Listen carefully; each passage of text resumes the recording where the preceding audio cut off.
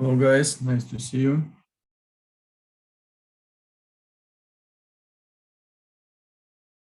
Good afternoon. Good afternoon. So last time we started our discussion of alternating current electric circuits. Hello, good afternoon. And in particular, we considered active resistor in AC circuit and inductor. So we have shown that in the case of active resistor, we don't have any phase shift between current and voltage drop over active resistor. In the case of the inductor, we have shown that there is a phase shift between current and voltage, and current is lagging behind voltage by 90 degrees in phase. So also, we have shown that in the case of the inductor, we deal with so-called inductive reactance resistance, which is equal to omega angular frequency times L inductance of this electric circuit. So important to highlight that active resistance does not depend on frequency, and it remains equal to resistance of the circuit, which is the same as for DC conditions. Of inductor, with increase of frequency, reactance, inductive reactance increases. So it means that opposition of this inductor to AC current increases. So today we continue our discussion of AC circuits.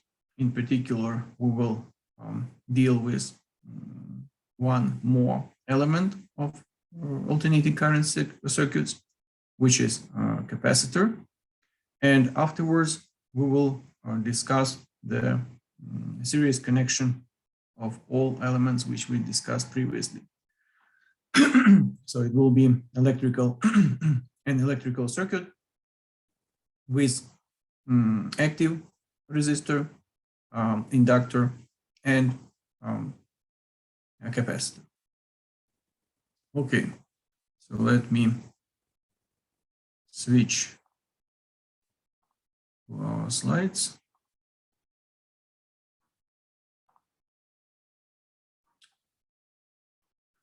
Again, we consider one more electrical circuit with just single element. That will be our capacitor.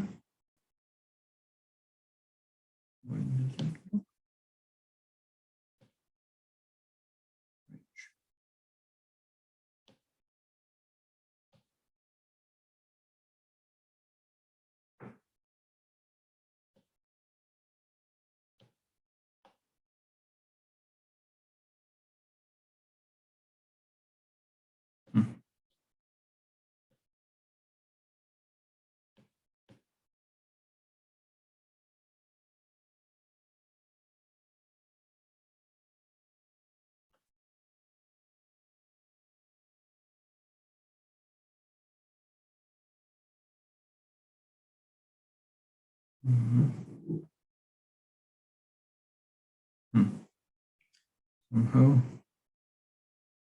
1 second.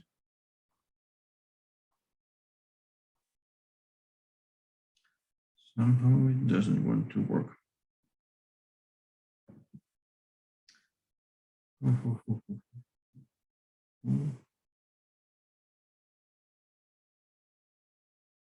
Let me try different one.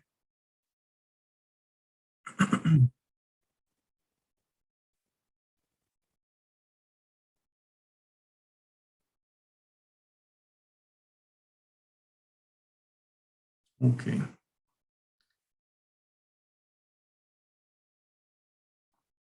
come back again. So we consider electrical circuit with a capacitor and some AC power supply. So AC power supply provides us with instantaneous potential difference, delta V maximum times sinus omega t. And here is our capacitor. Here will be voltage drop over capacitor. According to Kirchhoff's loop rule, we can write that for instantaneous potential difference, delta V plus delta VC should be equal to 0. For potential difference at capacitor, we know that it can be expressed via electric charge and capacitance of the capacitor C. So that could be written as delta V minus Q over C equals to 0. Or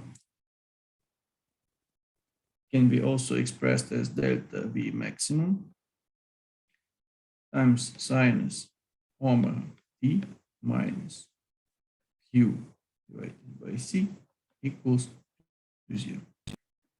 From here, we can express electric charge Q as a function of time, means electric charge accumulated at the place of this capacitor as a function of time. That will be C times delta V maximum times sinus omega t. Now, if we know charge as a function of time, by taking first derivative of charge over time, we can determine instantaneous current which flows through this capacitor. So instantaneous current through the capacitor will be equal to dq over dt, and that is equal to omega times C times delta V maximum times cosinus omega t. This cosinus omega t can be expressed in a different form in order to make it convenient to compare the phase shift between current and voltage. So cosinus omega t can be written as sinus omega t plus pi over 2. So taking this into account, for instantaneous value of electric current, we can write W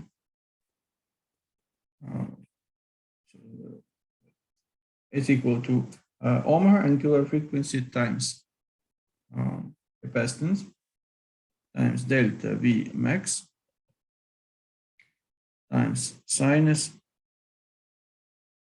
omega t plus pi over 2. So we see now that there is a phase shift between current and voltage.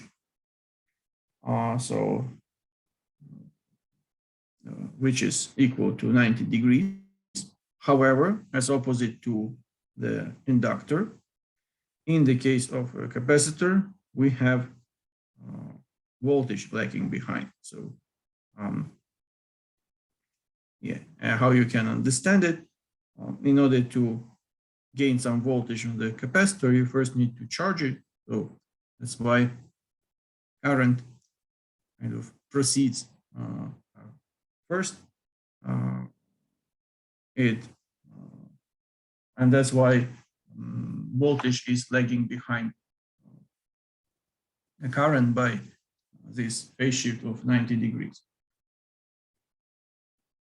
So if we consider now maximum current, which is this prefactor between in front of sinus, so we can write I maximum is equal to omega times C times delta V maximum. It can be represented in analogy to our previous considerations when we had active resistance and reactance of the inductor in the following form. So it will be delta V maximum divided by 1 over omega C. And this 1 over omega C is actually the reactance of this capacitor to AC current, so-called capacitive reactance. So we can write it here. XC is equal to 1 over omega C. And according to this, total maximum current should be equal to the maximum potential difference divided by this capacitive reactance. So if we want to get voltage drop over capacitor,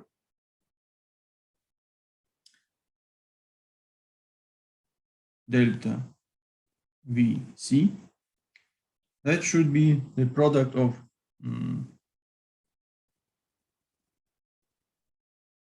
instantaneous current which flows through the capacitor and its capacitive reactance. That will be I maximum times X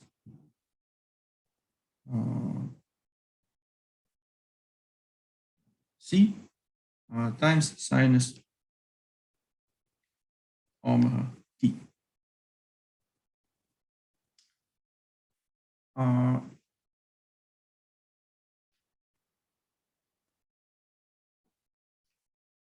Now let us focus our attention on this capacitive reactance. So we see that capacitive reactance is a function of frequency. So what will be if we have frequency approaching to 0? We have then 0 in the numerator, and our reactance of capacitance will tend to infinity. Means that for DC current, reactance will be infinity, so it will act as just open circuit, which makes sense because capacitor is just consists of 2 plates which are separated with a layer of dielectric, which is supposed not to conduct any current. And DC current just cannot physically go through a capacitor. However, that is not true for AC current. And we see that with increase of angular frequency, omega, reactance of such capacitor to the AC current decreases. Any suggestions why this is happening and what stands behind this reason that reactance of capacitor reduces with increase of frequency of the AC current?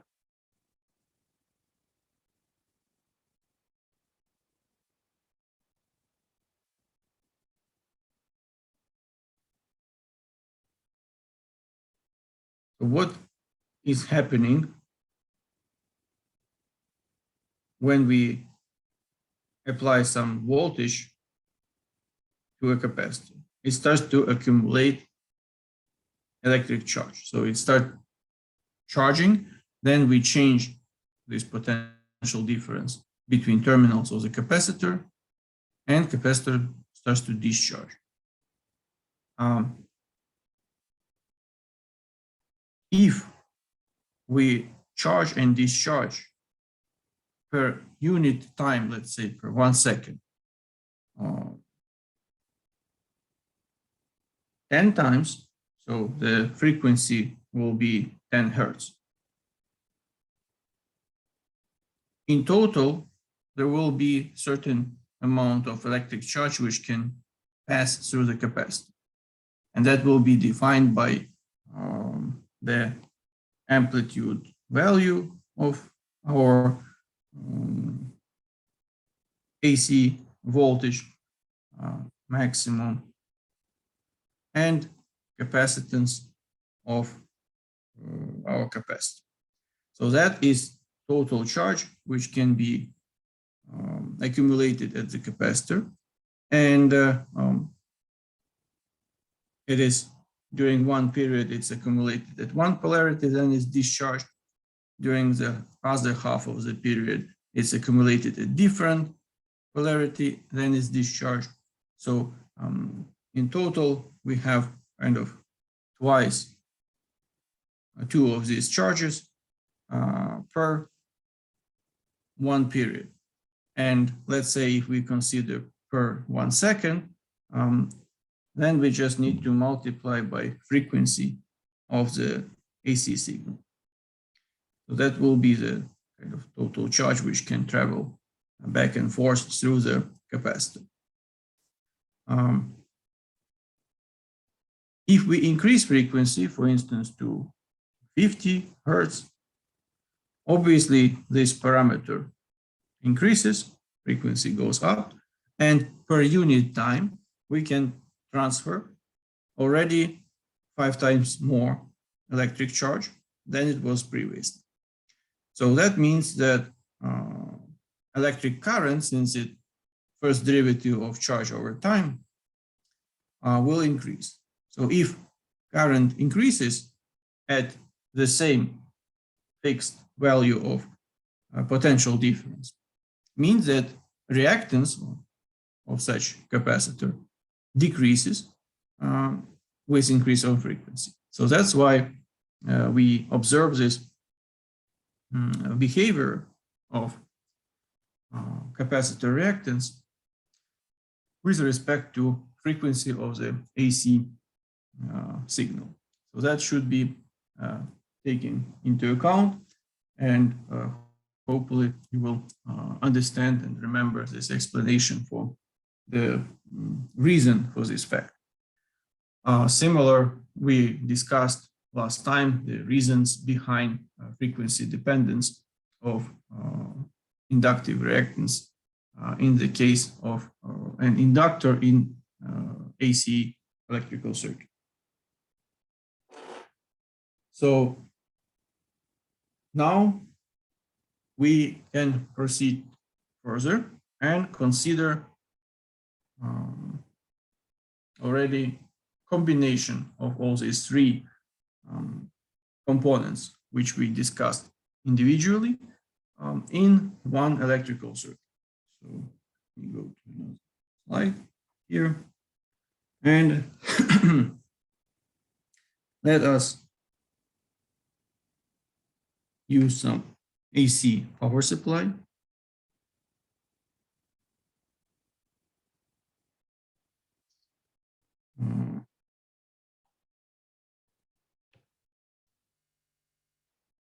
Here is our resistor,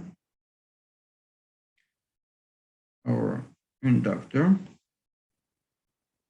and capacitor. So we have all these three elements connected in series.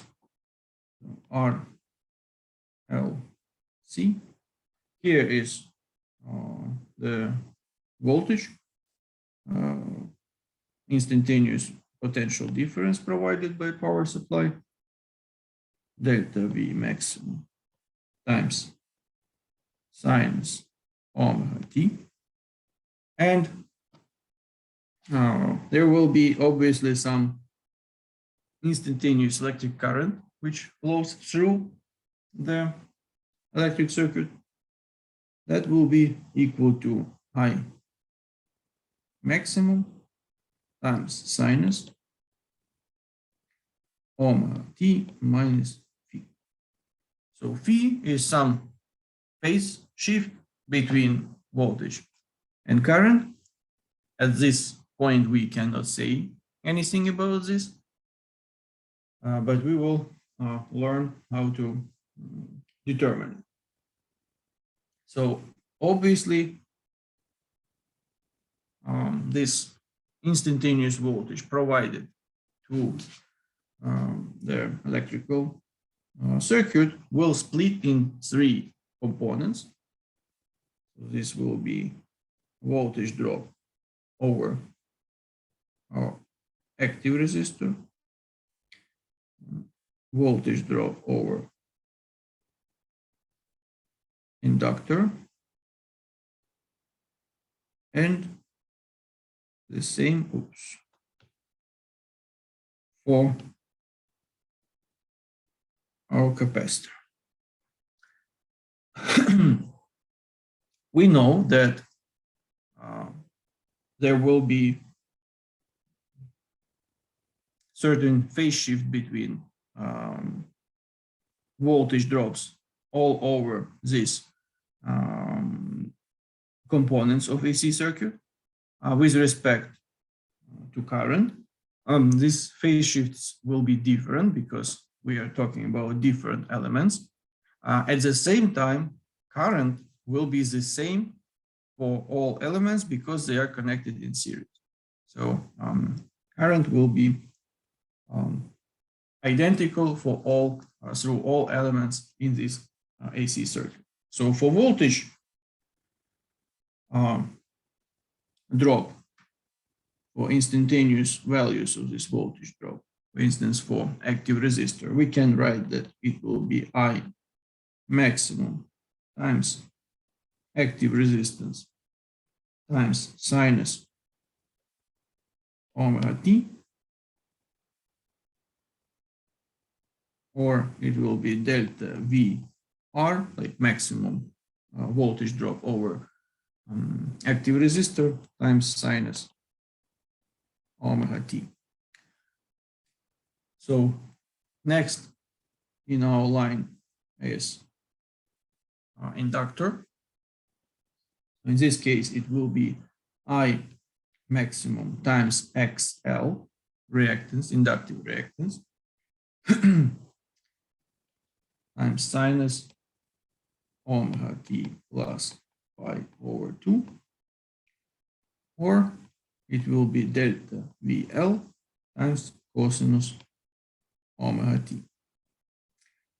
And also we have voltage drop over our capacitor, which will be I maximum XC times sinus omega t minus pi over 2.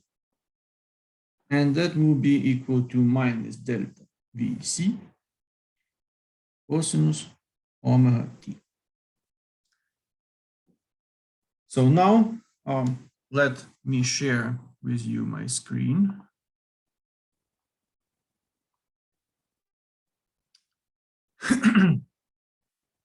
So we can take a look at the phasors, which we discussed during like definitions of these phasors we discussed during previous lecture. So we see, for instance, for resistor, for active resistor, that there is no phase shift between voltage drop phasor and current phasor. And that's what we expect. Then we will have some 90 degrees difference between voltage and phase shift between voltage and current phasors for inductor. As we know, for inductor, current is lagging behind voltage by 90 degrees. And what is important here that you see for all components of this electrical circuit, current phasor is the same. So that means they are connected in series. Electric current, as I mentioned previously, is identical for all elements connected in series in this AC electric circuit. However, the orientation of voltage phasors is different. And in the case of capacitor, we have phasor of the voltage oriented in opposite direction to the phasor of the conductor. And in this case, voltage already is lagging behind current vector. So as we discussed previously, keep in mind that all these phasors, they rotate with angular frequency omega counterclockwise. So that's why here current is lagging and here is voltage is lagging behind current phasor. So now when we have like analyzed individually all these voltage drops over each component, we can take a look what will happen when we combine all voltage phasors together. So here we have voltage phasor, which stands for our inductor, voltage phasor, which stands for capacitor, and voltage phasor, which stands for active resistor. We see that these two guys are in opposite phases, so they kind of compensate each other. And in order to get the to calculate the total voltage drop between like over the entire electric circuit, we first need to find the difference between voltage phasors for inductor and capacitor. Based on that, we also need to, in addition to that, we need to consider voltage phasor over active resistor. And from here, from right angle triangular, we can calculate hypotenuse of this triangular, and that will be the voltage, the total voltage phasor. And this angle phi, which stays between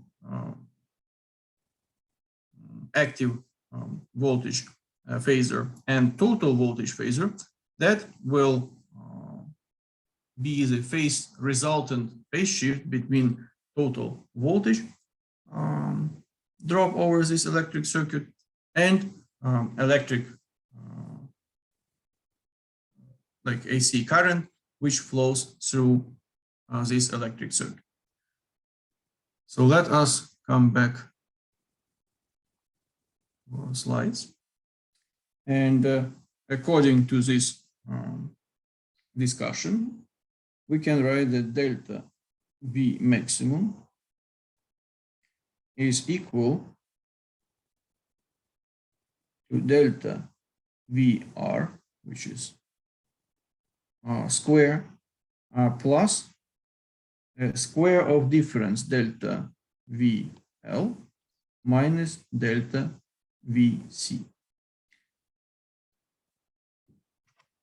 So this in its turn can be expressed via electric current and resistance and reactance. So it will be I maximum times R square plus I maximum times XL minus I maximum XC square.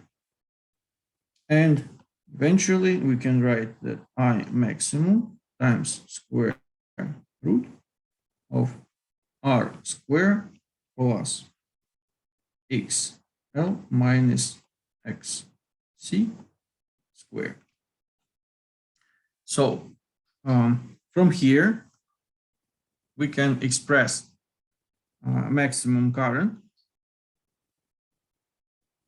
So it will be I maximum equals to delta V maximum divided by square root of R square plus XL minus XC square, or that is equal to delta V maximum divided by Z.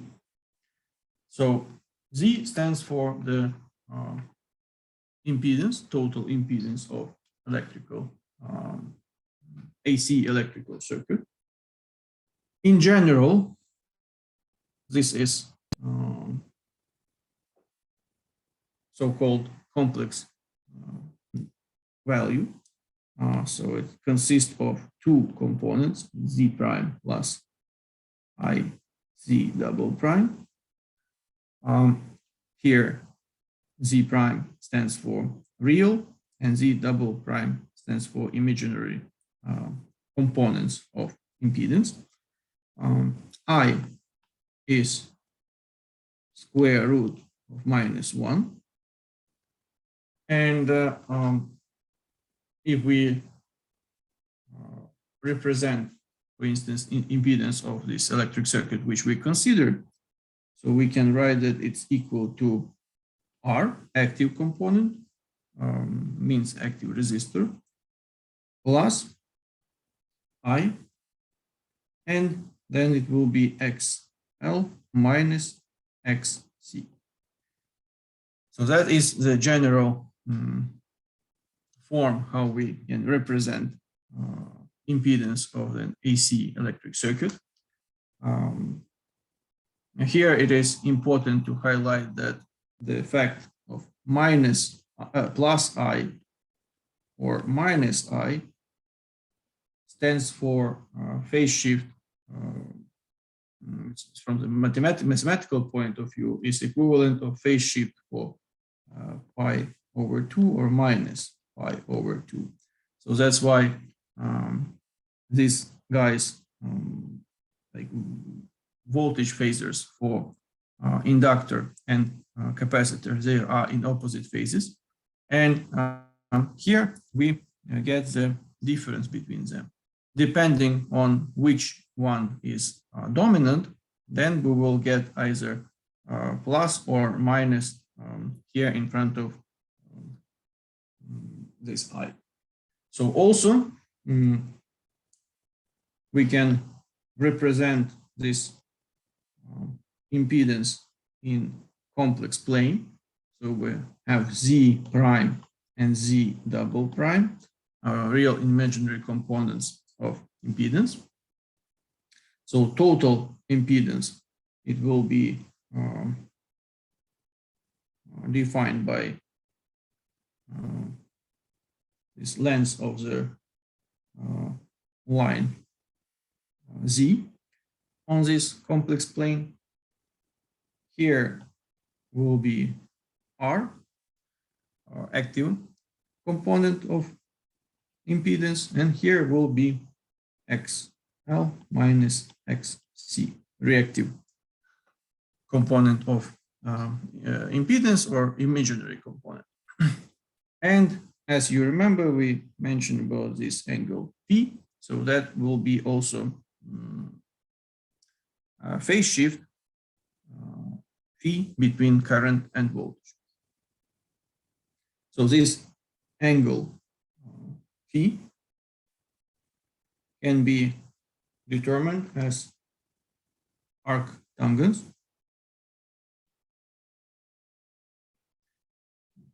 delta VL minus delta VC divided by delta VR. So that according to the phasor diagram which I have shown you previously, but it can be also expressed in terms of imaginary and real components of the impedance of this electrical circuit. So it will be arc tangent XL minus XC divided by R. So now we are able to determine impedance of electrical AC electrical circuit and phase shift between current and voltage. It makes sense to consider few different cases for relationship between reactance of inductor and capacitor. So if we have XL larger than XC, in this case the phase angle is positive and means that the current backs the applied voltage. So,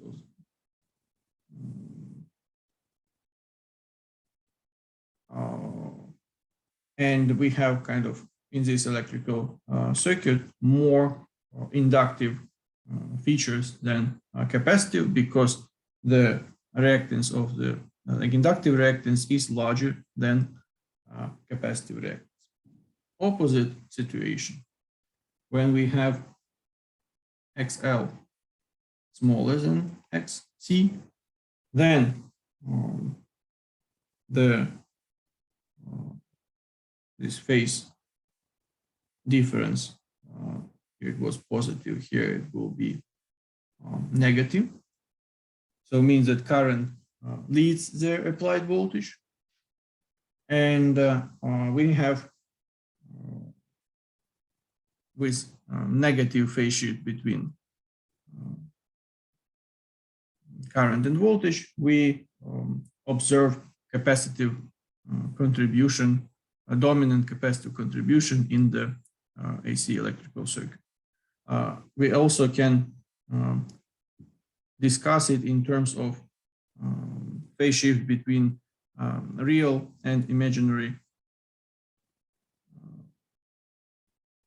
components of impedance, which are like define this total impedance Z. So it's either we consider in terms of voltage difference or difference in reactance for inductor and capacitor. So there is also a case when reactance of inductor is equal to reactance of the capacitor. So we have XL equal to XC. So in that case, P is equal to 0. So what does it mean? Regardless the fact that we have inductor, resistor, and capacitor, in terms of phase shift, this AC electrical circuit behaves just as an active resistor, because reactive components of reactive contributions of the inductor and capacitor, they cancel each other since they are in opposite phases. And in the case if their magnitudes of inductive and capacitive reactance are equal, they compensate each other completely, and AC electric circuit behaves like AC electric circuits with only active resistor with phase shift equal to 0. So, summarizing our discussion today, we introduced the third component of AC electric circuit, which is capacitor. Have shown that electric current leads voltage. So voltage phasor, in other words, lags behind current phasor by 90 degrees. And there is frequency dependence of capacitive reactance, which is 1 over omega C. That means that with increase of frequency, reactance of a capacitor decreases. This is associated with the larger number of charging and discharging cycles which happen per unit time in a capacitor, and obviously more electric current per unit time can transfer through this capacitor, so its reactance decreases with increase of frequency. We considered AC electric circuit which contains all elements which we discussed: inductor, resistor, and capacitor. We have shown that there is some phase shift between current and voltage, and that phase shift is determined by the magnitude of reactive, like inductive and capacitive reactances, depending on their difference between them, and also on the magnitude of active resistor, we can calculate the phase shift. And the total opposition of electric circuit to AC current is called impedance, which is a complex quantity, possesses real and imaginary components. So in our case, real component is active resistance of the circuit, and imaginary component is reactive part, which is defined by the difference between inductive reactance and capacitive reactance. Why difference? Because these two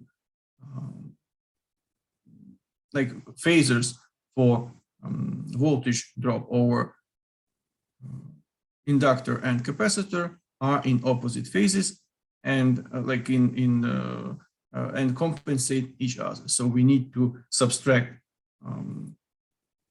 reactance of inductor, reactance of the capacitor from reactance of the inductor, in order to get the value of the imaginary component of total opposition to AC signal, which is impedance of the AC circuit. So with this, I would like to thank you for attention. If you have questions, you're welcome.